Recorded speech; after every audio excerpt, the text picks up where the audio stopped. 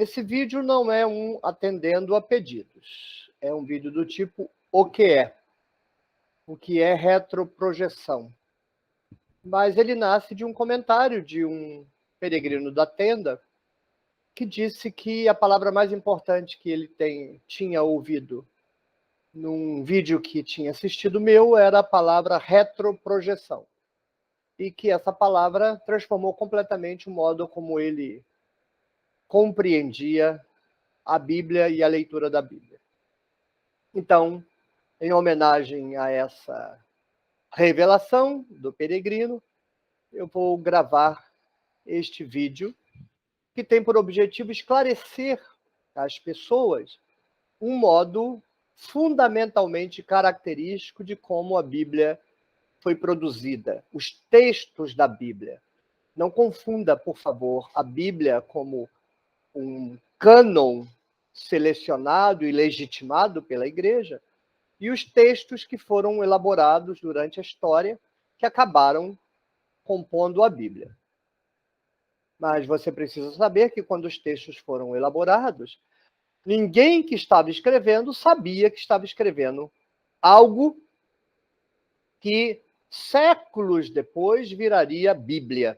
Não, para eles estavam escrevendo textos que serviriam para eles interferirem no modo de vida da comunidade em que ele agia. Geralmente, a classe dominante dessa comunidade, né? Os líderes, os donos do rebanho, digamos assim. A maioria dos textos da Bíblia foi produzida pelos donos do rebanho, pela classe dominante. Pouquíssimos textos da Bíblia foram produzidos pelo povo mesmo. A teologia da libertação elegeu os textos bíblicos como todos fossem escritos pelo povo praticamente.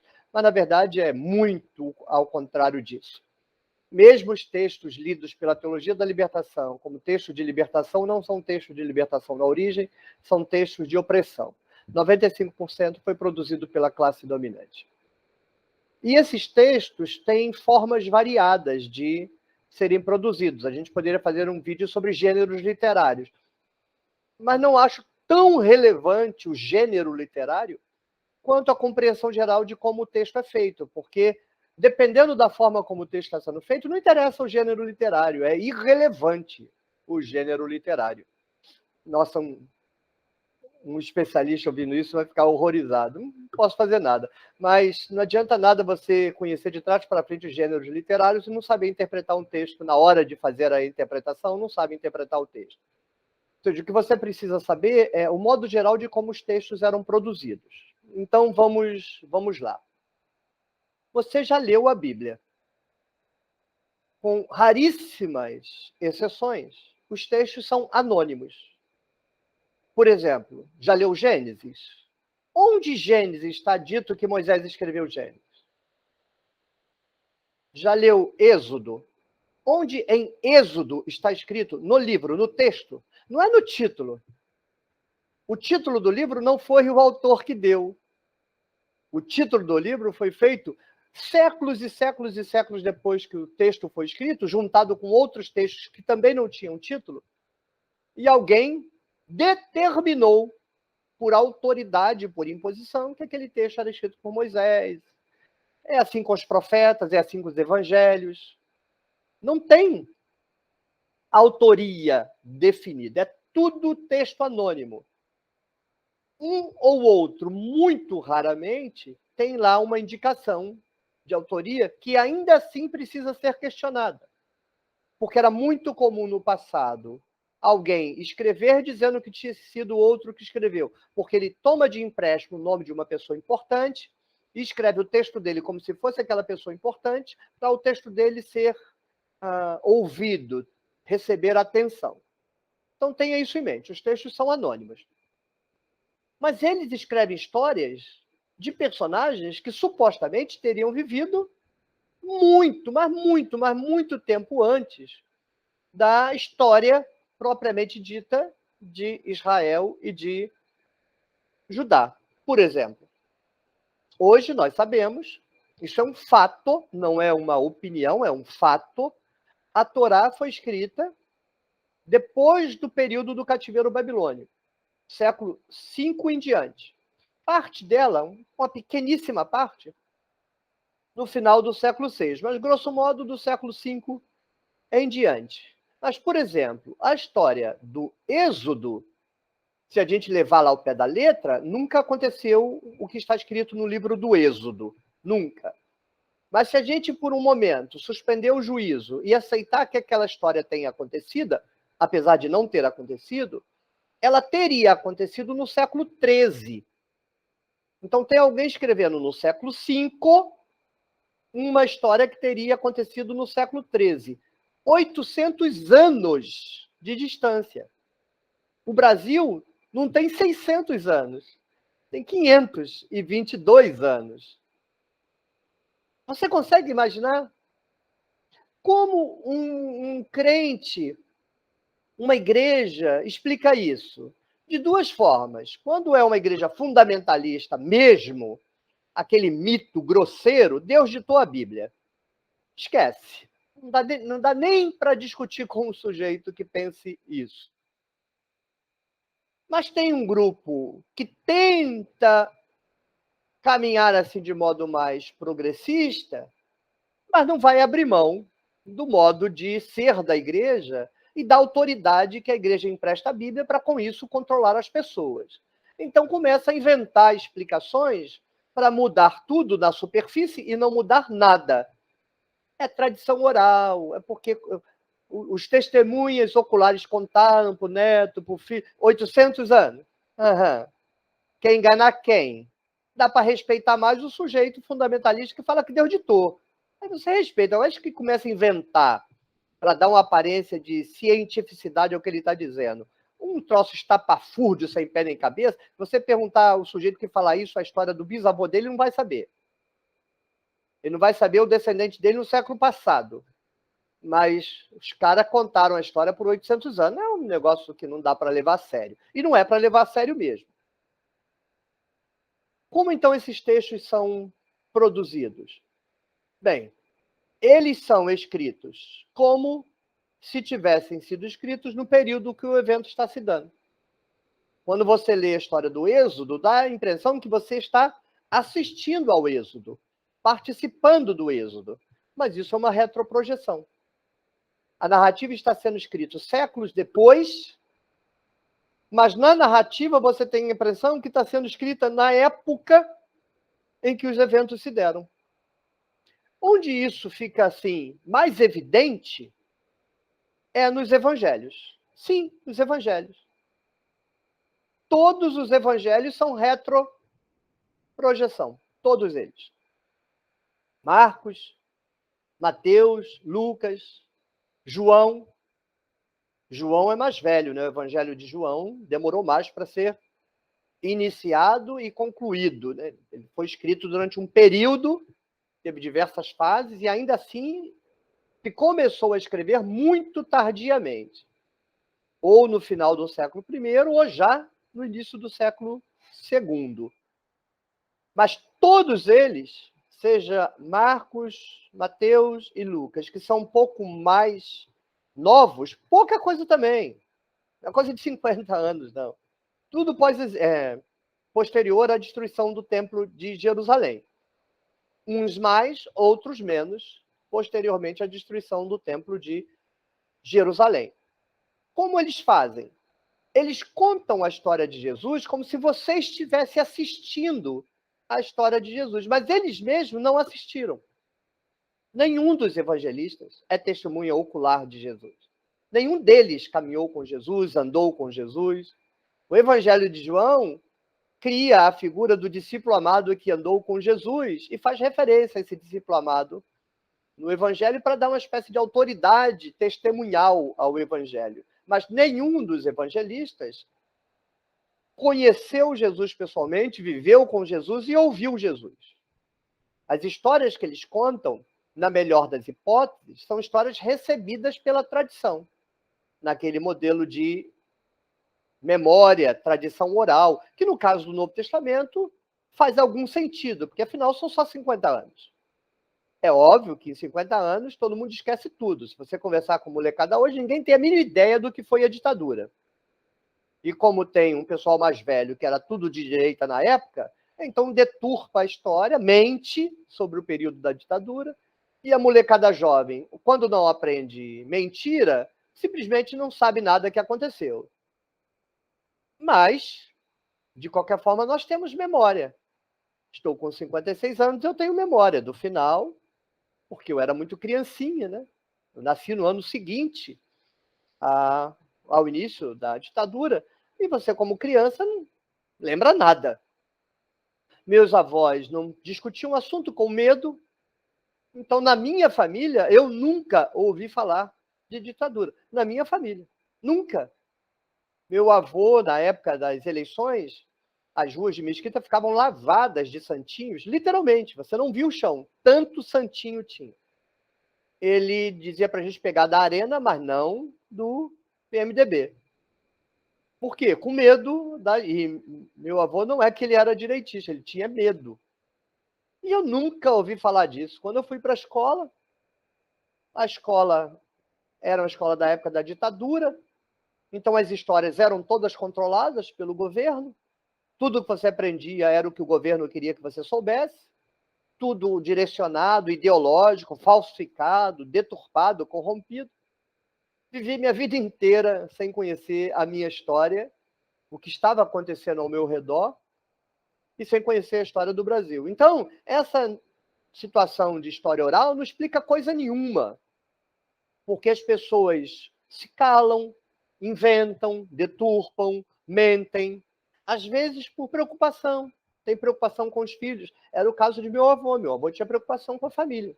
Então, ele não permitia esse tipo de conversa com medo do que pudesse acontecer. Então, não adianta a gente, a não ser partindo para o fundamentalismo de que Deus ditou, mas ninguém leva isso a sério. Não tem nenhuma igreja, nenhum pastor, nenhum crente que diz que Deus ditou a Bíblia acredita nisso. É conversa fiada. Porque se ele acreditasse, ele venderia tudo o que tem e dava para os pobres. Porque Deus teria dito que quem quiser herdar a vida eterna tem que vender tudo e dar aos pobres. Você já viu algum pastor fazer isso? Mesmo esse fundamentalista doido? Não faz e não vai fazer.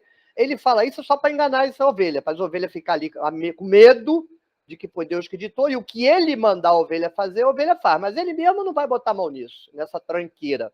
É conversa para enrolar as ovelhas. E enrola. São muito bem sucedidos no processo de mentir e enrolar.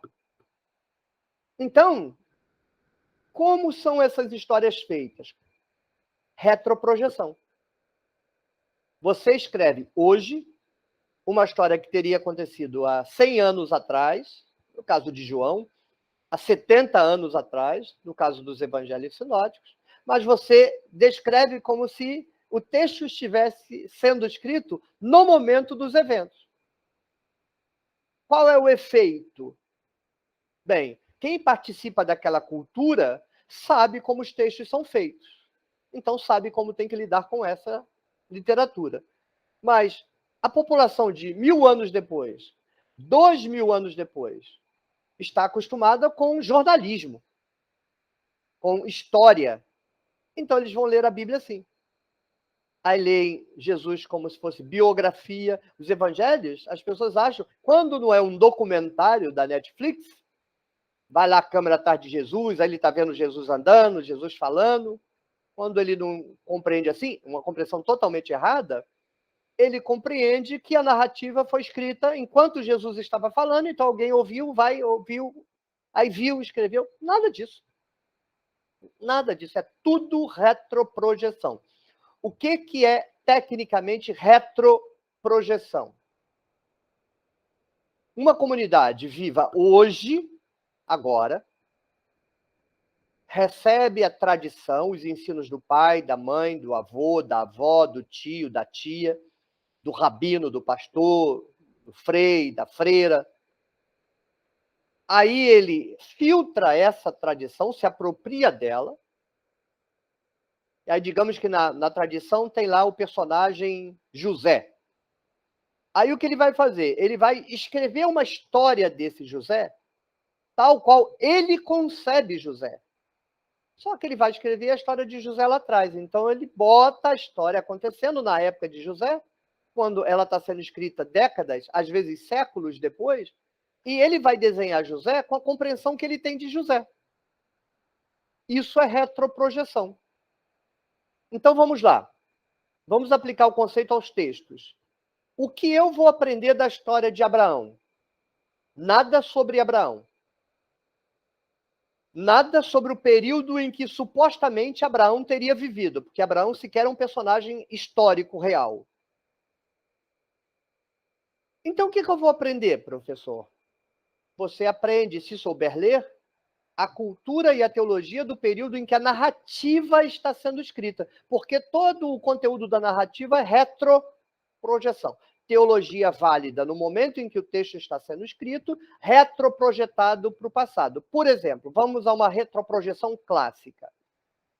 Israel e Judá sempre foram politeístas, nunca foram monoteístas. Israel e Judá sempre usaram imagens no culto. Israel e Judá era como a igreja católica, para você entender. Não era como uma igreja batista ou Assembleia de Deus, que é um quadrado sem nada, sem enfeite nenhum, sem estátua nenhuma. Não. Era um templo católico, estátua para todo lado que você imaginar. Eles eram icônicos. Não chame isso de idolatria. A palavra idolatria, quem usa é o pessoal do juízo de valor, que faz a condenação do outro, que mede o outro pela sua própria religião. Isso é um defeito de caráter e um defeito de termos. Nós aqui da tenda chamamos pessoas que usam imagens de culto icônico. Eles são icônicos. E o culto que não usa imagem de anicônico. Eles não usam imagem. Então, Israel e Judá eram icônicos, usavam imagens. Quando chegar no século V, os sacerdotes vão inventar a Torá. É uma invenção, os sacerdotes que vão escrever. Só que naquela cultura, as práticas só têm valor se forem ditas como práticas antigas. Hoje, na nossa sociedade, só tem valor o que é novo. As coisas velhas não têm valor. Você troca de celular todo ano.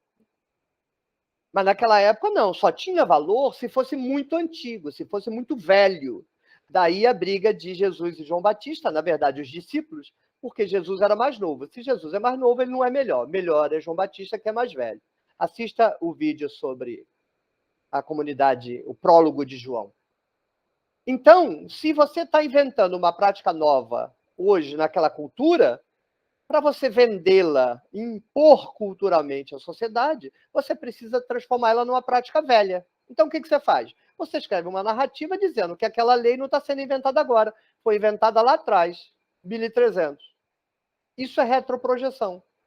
O que está acontecendo aqui no momento em que o texto está sendo escrito, na narrativa é vendido como se tivesse sido inventado lá atrás. Nesse caso, dado por Deus lá atrás. Não, é uma invenção.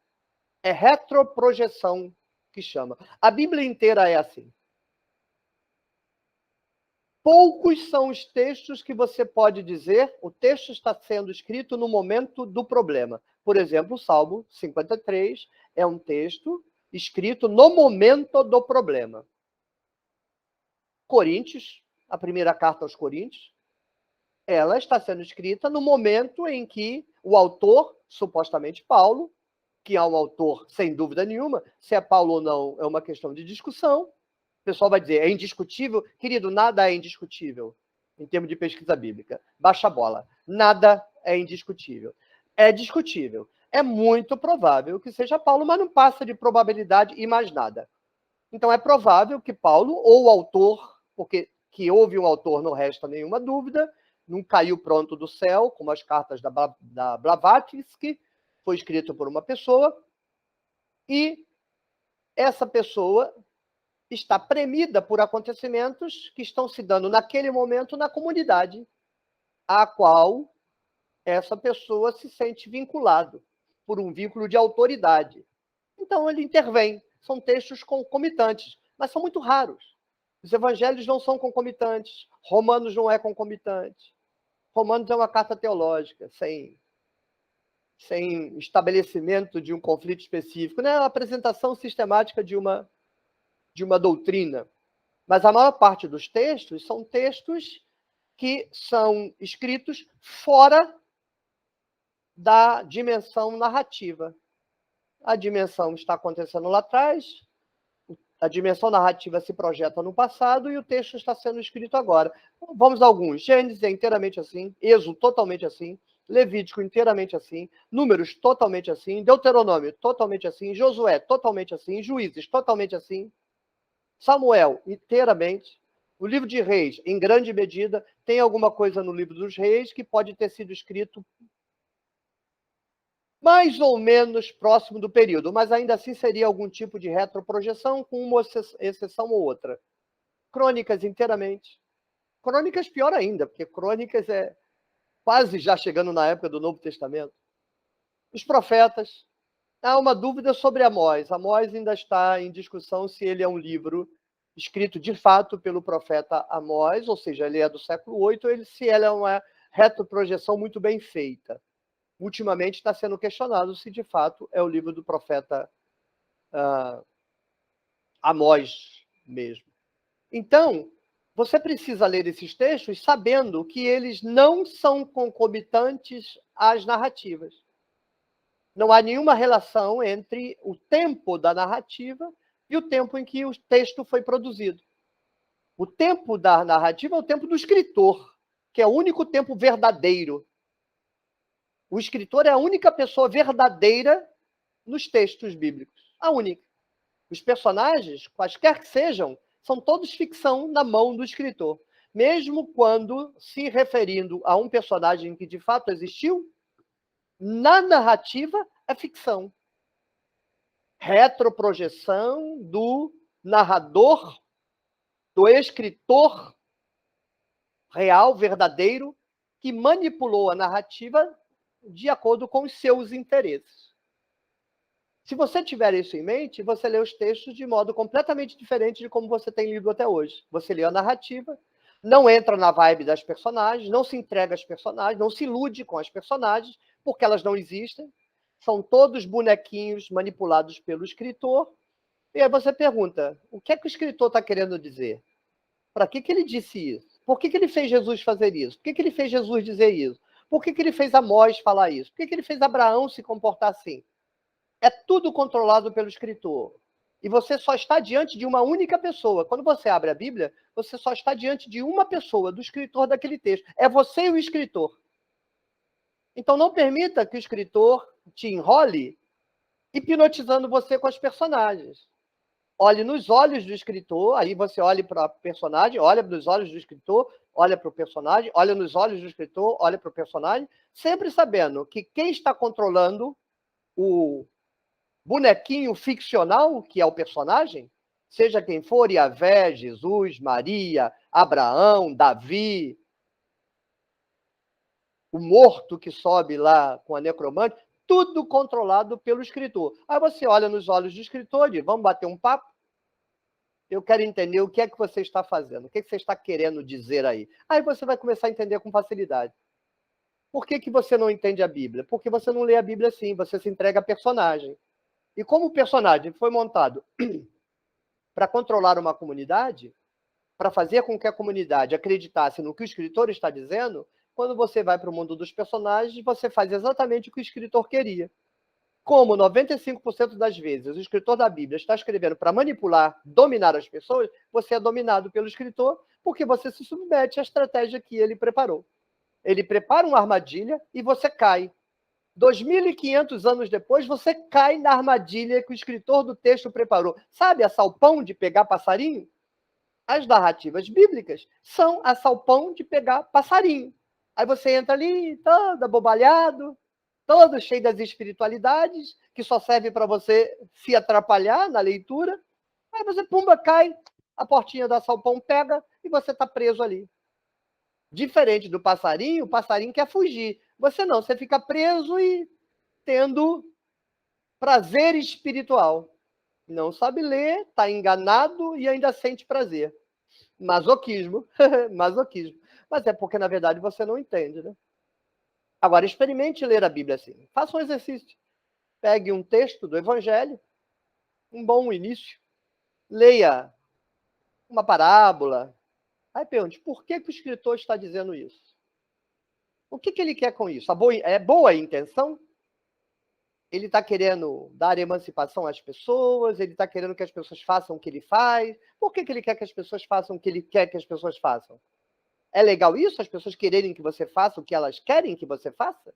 Você acha que isso é legal? Mas todo escritor bíblico quer que as pessoas façam o que ela acha que elas têm que fazer. Não, isso não é legal. Não, você hoje faz exatamente o que os escritores da Bíblia queriam que você fizesse. Você vive exatamente como eles queriam. Você é controlado por eles e nem se dá conta. Por quê? Porque você não entendeu como funcionam as narrativas. Não entendendo como funcionam as narrativas, você lê errado. Mas é fácil se libertar disso. Abra agora a Bíblia e olha assim, no olho do escritor do texto. Vamos lá, escritor de Gênesis 1. Fala para mim. O que você quer que eu acredite? Aí ele vai começar a falar. Aí, se você não tirar os olhos do olho dele, você vai começar a perceber aonde é que ele está pegando na tua mão e querendo levar você para o caminho da compreensão dele. Você, por que você quer que eu compreenda igual você? Por que você não escreveu um texto para eu caminhar o meu caminho? Por que você escreveu um texto para eu caminhar o seu caminho? Por que eu tenho que caminhar o seu caminho e não o meu caminho? A Bíblia não foi escrita para você caminhar o seu caminho.